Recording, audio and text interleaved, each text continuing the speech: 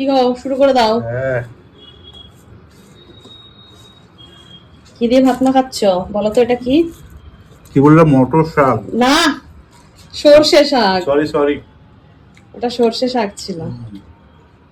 ভালো খেতে হয়েছে। ভালো খেতে না? হুম হুম হুম। বাবা ক্রাঞ্চি আওয়াজ দিচ্ছে। তুমি খাবে একদল? না, তুমি খাও। তোমার খাওয়া হয়ে যাক, তোমার খাইনি তারপরে খাবো। কি গো, হুম। ডাল নিলাম।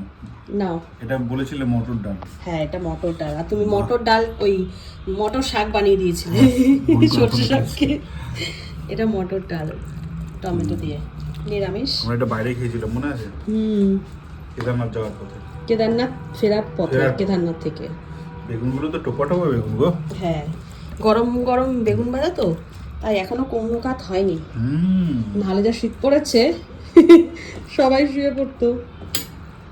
মটর ডালটা খেতেও ভালো গো। তাই জমে গেছে। জমে খেয়ে।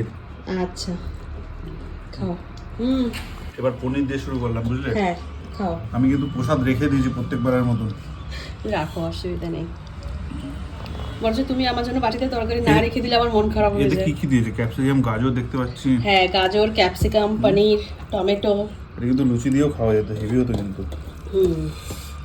কি গো, পনির তো নিলেই না, পনির তো এই তো। বাটিতেই রয়ে গেছে। আরে নেবো। ক্যাপসিকাম গাজর দিয়ে মেরে দেখি। তুমি যা খাবে এরকম প্রসাদের মতন আমার জন্য এরকম এরকম সব রেখে দেবে। তুমি খেয়ে উঠলে হ্যাঁ, তারপর এই থালাতেই আমি অল্প ভাত নিয়ে বসে যাবো। এই যে, হ্যাঁ, বসো বসো। পনিরটা হেভি খেতে গো। হ্যাঁ গো। কি গো, মজা পাচ্ছ? দারুণ। আমার কিন্তু লেগে যায় একটু এদিক ওদিক, বুঝলে? তাই না? অসুবিধা নেই। ঠিক আছে, তাহলে তুমি খাও। ওকে, বাই বাই।